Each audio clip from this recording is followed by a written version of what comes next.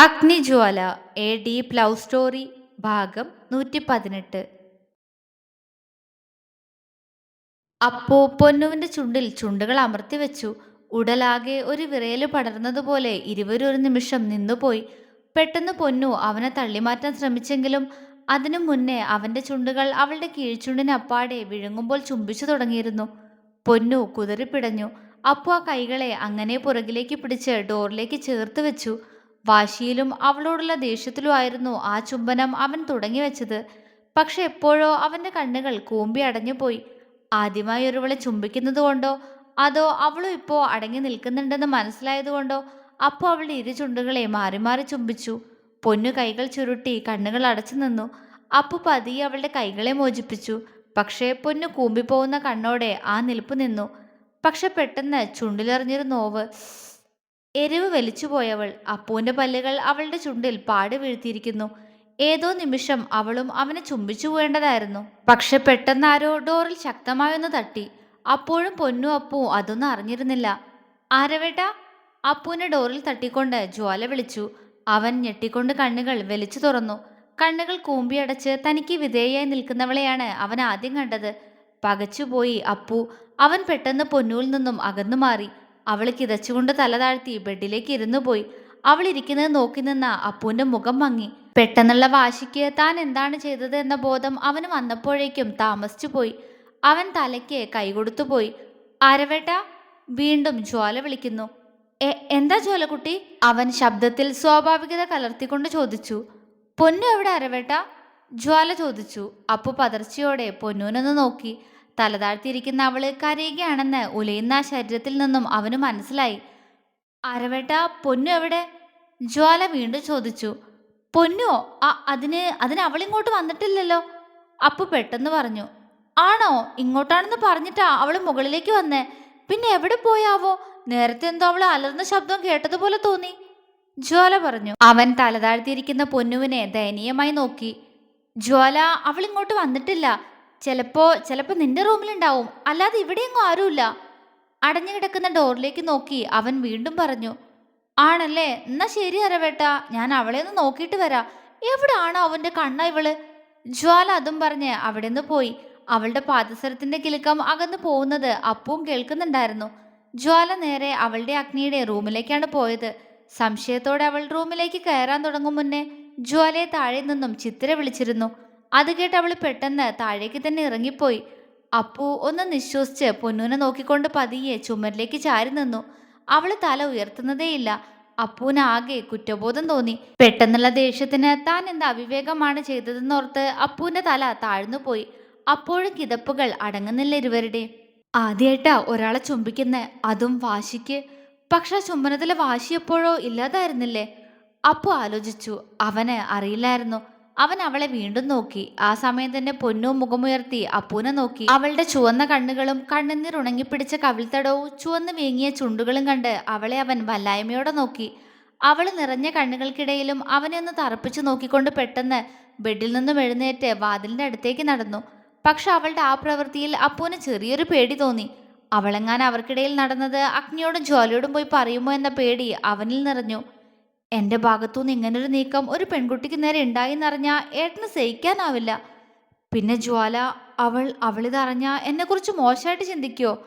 അവൻ ആദ്യമായി ഇവള് പറഞ്ഞതെല്ലാം കേട്ടു നിന്നതാ. കളിയാക്കിയപ്പോ നാവ് ഉരിയാടാൻ പോലും കഴിയാതെ വിറച്ചു പോയതാ. അത്രത്തോളം ക്ഷമിച്ചില്ലേ ഞാൻ. പക്ഷേ അവളായിട്ട് ചോദിച്ചു വാങ്ങിയതല്ലേ. ഇപ്പോ ഇങ്ങനൊരു നിമിഷം എന്നെ ദേഷ്യം പിടിപ്പിച്ചിട്ടല്ലേ? അപ്പു സ്വയം ആലോചിക്കുകയായിരുന്നു. ആലോചനയ്ക്കൊടുവിൽ അവനുള്ള ഉത്തരവും കിട്ടിക്കഴിഞ്ഞിരുന്നു. അതെ, ഈയൊരു സാഹചര്യം ഉണ്ടാക്കിയത് ചൈതന്യ. ഞാൻ അവളോട് ചെയ്തത് തെറ്റാ. പക്ഷെ അതിലേക്ക് എന്നെ നയിച്ചത് ഇവളാ. അപ്പുവിന്റെ മനസ്സ് അവന് തന്നെയായിരുന്നു ഫുൾ സപ്പോർട്ട്. അവൻ പൊന്നുവിനെ നോക്കി. അപ്പോഴേക്ക് അവൾ ഡോറ് തുറന്നു കഴിഞ്ഞിരുന്നു. അവൻ പെട്ടെന്ന് ഓടിപ്പോയി അവളുടെ കൈ പിടിച്ചു വലിച്ച് അവൾ അകത്തേക്ക് കയറ്റി ഡോറടച്ചു. പൊന്നു അവനെ ദേഷ്യത്തോടെ തുറച്ചു നോക്കി. അവൻ പെട്ടെന്ന് അവൾക്ക് ഇരുവശവും കൈകുത്തി നിന്ന് അവളെ കൂർപ്പിച്ചു നോക്കുന്നുണ്ട്. അവന്റെ നോട്ടം കണ്ടതും അവൾ പിടച്ചിലോടെ തല താഴ്ത്തി. അപ്പുവിന് ചിരി വന്നുപോയി. ഇത്രയും നേരം എന്തായിരുന്നു പെണ്ണിന്റെ നാക്ക്? ഒരു കിസ് കൊടുത്തപ്പോഴേക്കും ഇവളുടെ നാക്ക് ഇറങ്ങിപ്പോയോ? അവൻ ആലോചിച്ചു. പൊന്നു തലതാഴ്ത്തി പിടിച്ച് കൈകൾ രണ്ടും കോർക്കഴിക്കുകയും ചെയ്യുകയാണ്. അവളോടൊരു സോറി പറയാൻ അപ്പുവിന് തോന്നുന്നുണ്ടായിരുന്നു. എന്തൊക്കെ ന്യായങ്ങൾ നിരത്തിയാലും ഒരു പെൺകുട്ടിയോട് ഞാനിപ്പോ പെരുമാറിയ രീതി തെറ്റ് തന്നെയാ. അതിൽ അപ്പൂന് സംശയമൊന്നുമില്ലായിരുന്നു. അവൻ അവളുടെ മുഖത്തേക്ക് തലതാഴ്ത്തി നോക്കി. അവന്റെ നോട്ടം കണ്ട് അവള് തല ഒന്നുകൂടി താഴ്ത്തിപ്പിടിച്ചു. മൂക്കൊക്കെ ദേഷ്യം കൊണ്ടെന്ന പോലെ ചുവന്നിട്ടുണ്ട് പെണ്ണിന്റെ. പക്ഷേ ആ കണ്ണുകൾ അപ്പോഴും നിറഞ്ഞിരിക്കുകയാണ്. അപ്പു നേരെ നിന്നു. ഇവളോട് നല്ല രീതിക്ക് സംസാരിച്ച ചിലപ്പോ അതെനിക്ക് പണിയാവും. ഈ പേരും പറഞ്ഞ് ചിലപ്പോ പെണ്ണെന്നെ ഭീഷണിപ്പെടുത്തിയാലോ? ഇതുവരെ അറിഞ്ഞ ഇവളുടെ സ്വഭാവം വെച്ച് അതിന് മടിക്കാത്തവളാ. അപ്പു ഒന്ന് നിശ്വസിച്ചു പോയി. ഇനി ഒറ്റ മാർഗേ ഉള്ളൂ. അവന്റെ ചുണ്ടിലൊരു ചിരിമിന്നി.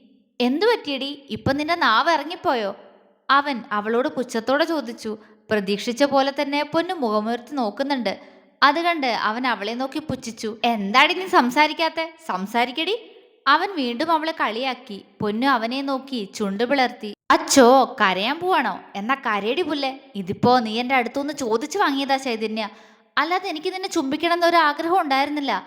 നീ വെറുതെ എന്നെ വാശി പിടിപ്പിച്ചതാ. അവൻ ഗൗരവത്തോടെ പറഞ്ഞതും പൊന്നു കണ്ണുകൾ അമർത്തി തുടച്ചുകൊണ്ട് അവനെ നോക്കി. നീ എന്റെ റൂമിലേക്ക് എന്റെ അനുവാദം പോലും ഇല്ലാതെ കയറി വന്നതുകൊണ്ടാ എന്നെ നീ ഇങ്ങനെ കണ്ടത്. അല്ലെങ്കിൽ കാണുമായിരുന്നോ? ഇല്ലല്ലോ. അപ്പൊ നീയല്ലേ തെറ്റിയത്? എന്നിട്ട് നീ എന്നെ എത്ര നേരം കളിയാക്കി. ഞാനൊന്നും മിണ്ടിയില്ലല്ലോ. പക്ഷെ അത് നീ എല്ലാരോടും പറയുന്നു പറഞ്ഞ് എന്നെ ദേഷ്യം പിടിപ്പിച്ചതുകൊണ്ടാ ഞാനിപ്പോ ഇങ്ങനെയൊക്കെ ചെയ്തേ.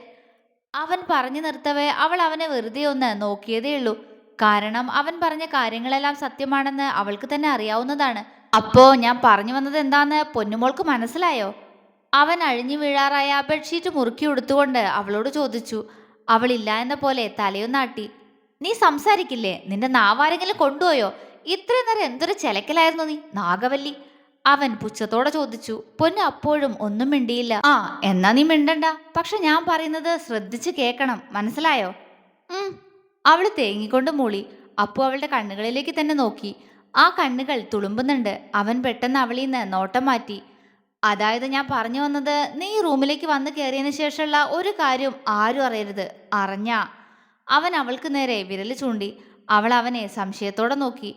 അറിഞ്ഞാ നീ ഇങ്ങോട്ട് കയറി വന്ന് അങ്ങനെയൊക്കെ എന്നെ കണ്ടപ്പോ നീയായിട്ട് കയറി എന്നെ ഉമ്മ വെച്ചൂന്ന് ഞാൻ എല്ലാരോടും പറയും.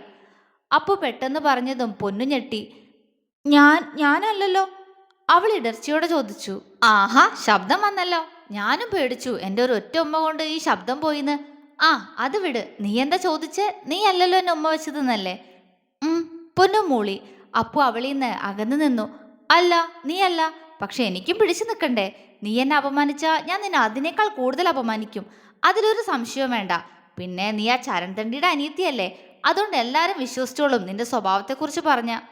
അപ്പു പരിഹാസ ചിരിയോടെ പറഞ്ഞു. പൊന്ന് കണ്ണു നിറച്ചുകൊണ്ട് അവനെ നോക്കി. എന്താടി നാഗവല്ലി, എന്തിനാ നീ കരയുന്നേ? സങ്കടായോ? എങ്കിൽ നന്നായി പോയിടി. അവൻ ചിരിക്കാൻ തുടങ്ങി. ഞാൻ പോവാ. അതും പറഞ്ഞ് അവൾ പെട്ടെന്ന് പോയി ഡോറ് തുറന്നു. ആ, പൊക്കോ പൊക്കോ. ഞാൻ പറഞ്ഞത് മറക്കാതിരുന്നാ മതി. ഇവിടെ കണ്ടതൊന്നും ആരോടും പറയാൻ നിൽക്കണ്ട. ഞാൻ ചിലപ്പോ നീയായിട്ട് വന്നതിന്റെ ടവൽ അഴിച്ചു മാറ്റിയതാന്ന് പോലും പറഞ്ഞു കളയും. അപ്പു വിളിച്ചു പറഞ്ഞു. പൊന്നു പുറത്തേക്കിറങ്ങി അവനെ തുറച്ചു നോക്കി. എന്താടി? നോക്കുന്ന നോക്ക് മത്തക്കണ്ണി, നാഗവല്ലി, കടന്നു പോടി ഒളിഞ്ഞു നോട്ടക്കാരി. അപ്പു പരിഹാസത്തോടെ പറഞ്ഞുകൊണ്ട് തിരിഞ്ഞു നിന്ന് ഷീറ്റ് ഒന്നുകൂടി മുറുക്കി. എന്നാൽ അടുത്ത നിമിഷം പൊന്നു പാഞ്ഞു വന്ന് അവനെ പിടിച്ച് നേരെ ബെഡിലേക്ക് തള്ളിയിട്ട് കഴിഞ്ഞിരുന്നു. ആ! അവൻ നേരെ ബെഡിലേക്ക് കമിഴ്ന്നു വീണു. പകപ്പോടെ അവൻ മലർന്നു കിടന്നതും അരയിൽ കുത്തിയ ബെഡ്ഷീറ്റ് അഴിഞ്ഞു. അവൻ വെപ്രാളത്തോടെ പെട്ടെന്ന് അത് കൂട്ടിപ്പിടിച്ചു. പൊന്നു ദേഷ്യത്തോടെ അവനടുത്തേക്ക് വന്ന് അവന്റെ ദേഹത്ത് ചാരാതെ അവന്റെ ഇരുവശവും കൈകുത്തി നിന്നു. അപ്പു അവളെ മിഴിച്ചു നോക്കി. ശരിക്കും കണ്ണൊക്കെ തുറിച്ച് നാഗവല്ലിയെ പോലെ ആയിട്ടുണ്ട് പെണ്ണ്. എന്താ? അവളുടെ നോട്ടം കണ്ട അപ്പു പതർച്ചയോടെ പറഞ്ഞു. എന്താന്നോ? കഴിഞ്ഞോടോ തന്നെ ഡയലോഗടി. അവൾ അലറി. അവൻ അവളെ മിഴിച്ചു നോക്കി. കഴിഞ്ഞോന്ന്? അവൻ അവളെ മിഴിച്ചു നോക്കുന്നത് കണ്ട് അവള് വീണ്ടും ചോദിച്ചു. കഴിഞ്ഞു. അവൻ പറഞ്ഞതും പൊന്നു അവന്റെ മുഖത്തിനടുത്തേക്ക് മുഖമടുപ്പിച്ചു. അപ്പു ഉമിനീർ വിഴുങ്ങി. ഇത്രയും നേരം താൻ പറഞ്ഞ ഡയലോഗെല്ലാം ഞാൻ കേട്ടു നിന്നത് തന്നെ പേടിച്ചിട്ടാണെന്ന് കരുതിയോ? എന്നാ അങ്ങനെ അല്ല കേട്ടോ. അവളുടെ ചുണ്ടിൽ പെട്ടെന്നൊരു ചിരി വിരിഞ്ഞു. അപ്പു അവളെ സംശയത്തോടെ നോക്കി. അത് കണ്ട് അവൾ അവന്റെ കവിളിൽ ഒരു കുത്തു കൊടുത്തു. അതെ അപ്പേട്ടാ, സത്യം പറയട്ടെ, ഈ കിസ് എനിക്ക് ഇഷ്ടായിട്ടോ. അവള് നാണത്തോടെ പറഞ്ഞു. അപ്പു ഞെട്ടിപ്പോയി. അവന്റെ വാ പൊളിഞ്ഞു. സത്യപ്പേട്ട, കൊള്ളാം. എന്റെ ഫസ്റ്റ് കിസ് പ്രതീക്ഷിക്കാതെ കിട്ടിയതുകൊണ്ട് ഞാനൊന്ന് പകച്ചുപോയി. അത് സത്യ. കുറച്ചു നേരം എടുക്കേണ്ടി വന്നു ആ കിസ് ഞാനൊന്ന് ആസ്വദിക്കാൻ. അപ്പോഴേക്കും എന്തിനാ നിർത്തിയേ? അവള് പരിഭവത്തോടെ ചോദിച്ചു. അപ്പു അയ്യേ, ഇവളിതെന്താ ഇങ്ങനെയൊക്കെ പറയുന്നെന്ന പോലെ അവളെ നോക്കുന്നുണ്ട്. എന്താ പേട്ട ഇങ്ങനെ നോക്കുന്നേ? അവള് നാണത്തോടെ ചോദിച്ചു. അപ്പൂന് അവളോട് രണ്ട് പറയണമെന്നുണ്ടെങ്കിലും നാവ് പൊങ്ങുന്നില്ലായിരുന്നു. അവന്റെ പകച്ചുകൊണ്ടുള്ള നോട്ടം കണ്ട് പൊന്നൂന് ചിരി വന്നെങ്കിലും അവളത് അടക്കി നിർത്തി. അപ്പേട്ടാ, നേരത്തെ എന്നെ എന്താ വിളിച്ചേ? പൊന്നൂട്ടാന്നോ? ഉഫ്, എന്റെ മോനെ, ഇതൊക്കെ എപ്പോ? അപ്പൊ ഇത്രയും സ്നേഹമൊക്കെ ഉണ്ടായിരുന്നല്ലേ എന്നോട്? പെണ്ണ് ചെക്കനെ ദേഷ്യപ്പെടുപ്പിക്കുകയാണ്. ഡി, അപ്പു അവളെ ദേഷ്യത്തോടെ വിളിച്ചു. ആ, അടങ്ങടാ മരപ്പെട്ടി, ഞാനൊന്ന് പറയട്ടെ. മരപ്പെട്ടി നിന്റെ... അപ്പു എന്തോ പറയാൻ ശ്രമിച്ചു. മരപ്പട്ടി എന്റെ ഭാവി കെട്ടിയോനാന്നല്ലേ? അതെ, അവൻ തന്നെയാ. അതായത് നീ. അവള് പറഞ്ഞതും അപ്പു അവളെ തുറച്ചു നോക്കി. എന്താ ഇങ്ങനെ നോക്കണേ? ഞാൻ പറഞ്ഞത് സത്യാ. അഗ്നിയേട്ടനും ജ്വാലയും നിങ്ങളെ കെട്ടിക്കോളാൻ തമാശയ്ക്ക് പറയാറുണ്ട് എന്നോട് എപ്പോഴും. ഞാൻ അപ്പോൾ കളിയോടെ പറയും നിങ്ങളെ ഞാൻ തന്നെ കെട്ടൂന്ന്. പക്ഷെ ഇപ്പോ... അവൾ അതും പറഞ്ഞ് അവനെ നോക്കി വശ്യമായി ഒന്ന് ചിരിച്ചു. ഇപ്പോ? അപ്പു ചോദിച്ചു. ഇന്ന് നമുക്കിടയിൽ ഇത്രയൊക്കെ നടന്നില്ലേ? നമ്മൾ തമ്മിൽ കാണാൻ പാടില്ലാത്ത സാഹചര്യത്തിൽ കണ്ടു, നിങ്ങൾ എന്നെ കിസ്സും ചെയ്തു. അതുകൊണ്ട്...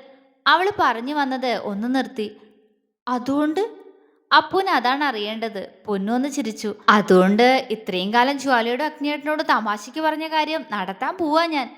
അവള് പറഞ്ഞത് മനസ്സിലാവാതെ നെറ്റി ചുളിച്ചു. പൊന്നു അവന്റെ മുഖത്തേക്ക് ഒന്നുകൂടി മുഖമടുപ്പിച്ചു. അതിൽ അപ്പു ഒന്ന് പതറി. നീ എന്ത് ചെയ്യാൻ പോവാ? ആ, പേടിക്കാതെ എന്റെ കെട്ടിയോനെ, ഞാൻ പറഞ്ഞോട്ടെ. അവള് പറഞ്ഞതും അപ്പു അവളെ കണ്ണുമിഴിച്ചു നോക്കി. കെട്ടിയോനോ? അവൻ വാ പൊളിച്ചു. അതെ, ഇന്നത്തോടെ ഞാനത് തീരുമാനിച്ചു അപ്പേട്ടാ. ഇത്രയും കാലം ഞാൻ ആ കാര്യത്തിൽ കൺഫ്യൂസ്ഡ് ആയിരുന്നു. പക്ഷെ ഇന്ന് നമ്മൾ തമ്മിൽ ഇത്രയൊക്കെ ആയ സ്ഥിതിക്ക് ഇനി ഇനി ഞാൻ തന്നെ കൊണ്ടേ പോവൂ. പൊന്നു ചിരിയോടെ പറഞ്ഞു. അപ്പു അവളെ പകച്ചുകൊണ്ട് നോക്കി. പക്ഷെ അവളുടെ മുഖത്ത് ഭാവവ്യത്യാസം ഒന്നുമില്ല. തുടരും.